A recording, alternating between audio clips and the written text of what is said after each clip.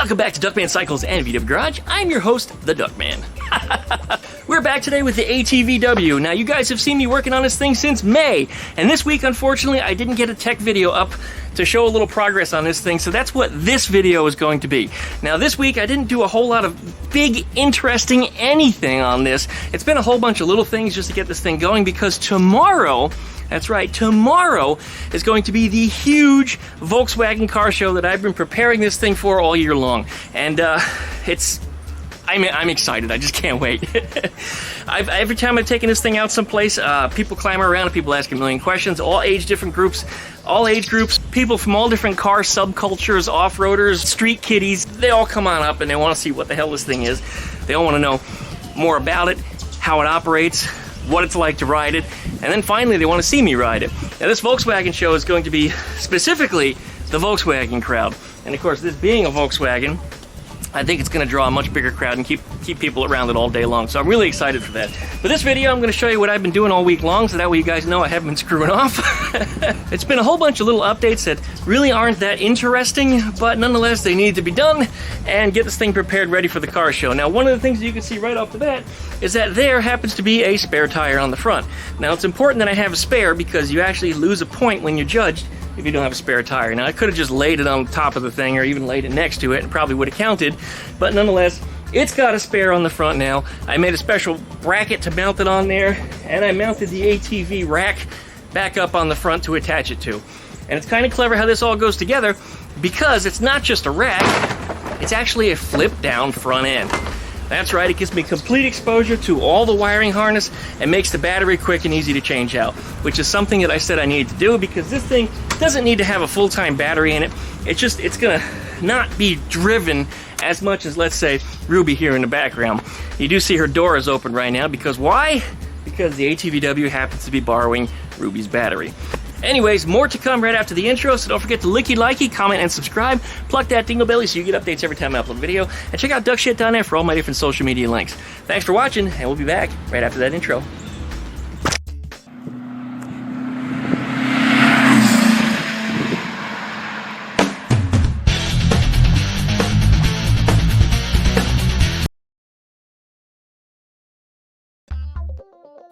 Well, we are back. I was sorting through the issues of why this thing was just running so damn terribly. I went through the entire ignition system. I pulled everything apart. I cleaned out the carburetor all over again, and it seemed like nothing made a big enough difference. A little difference, everything was a little bit better, including spark plug number 4 I did discover was semi-fouled, so I sandblasted the end of it, cleaned it off, and put it back in, and that solved that problem, but it still just runs extremely choppy.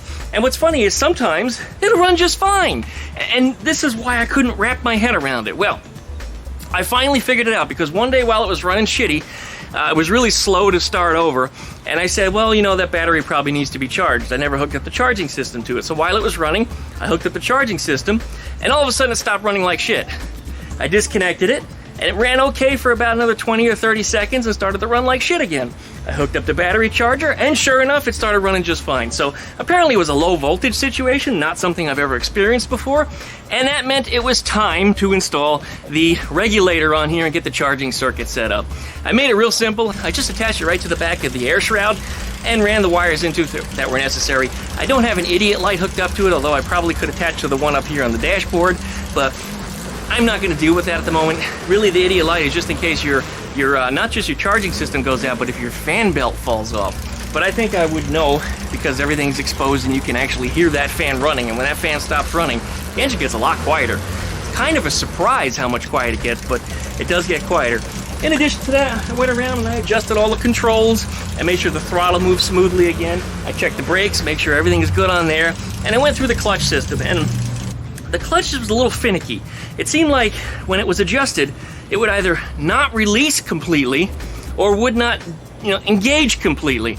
And it seemed like there was just not enough fluid moving from the master cylinder.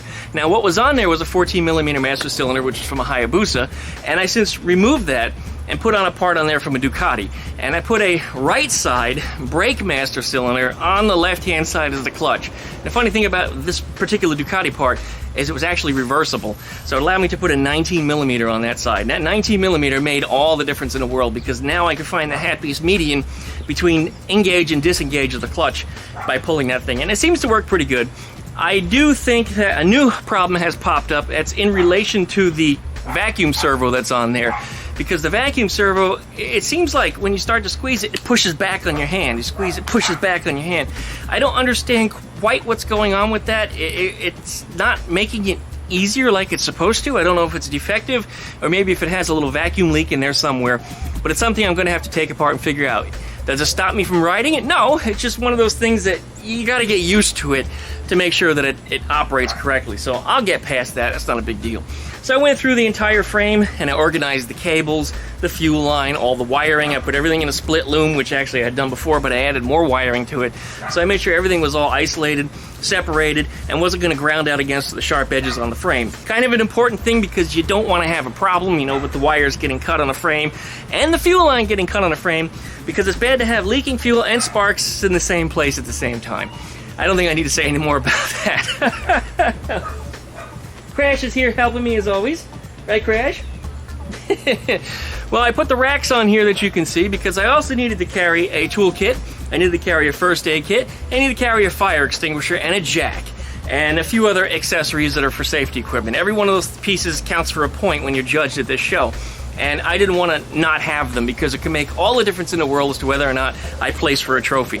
And I've seen it happen all the time, and that's actually has happened to me several times, where my car wasn't even better than the one that was being judged for first place, but because I had those safety items, I managed to beat him by just a couple points. It made all the difference in the world.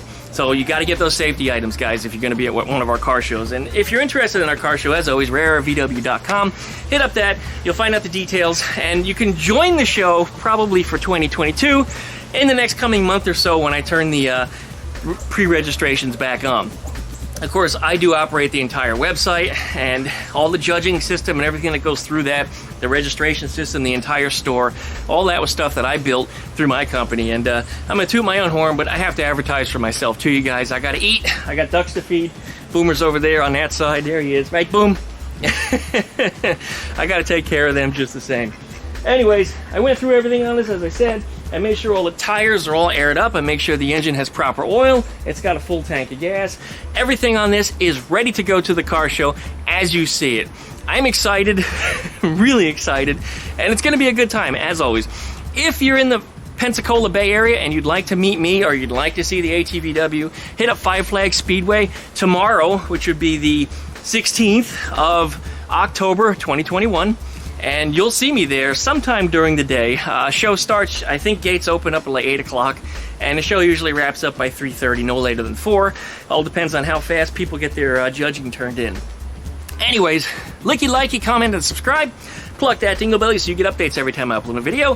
Hopefully, I'll be showing you a trophy when I get back on the video next week, and you'll for sure be seeing a new car show video coming up next week just the same. Right, Crash? Unfortunately, the ducks got to stay home because I'm working this one, and I won't be able to run around with the ducks at the same time. Thanks, guys, for watching. We'll see you next time.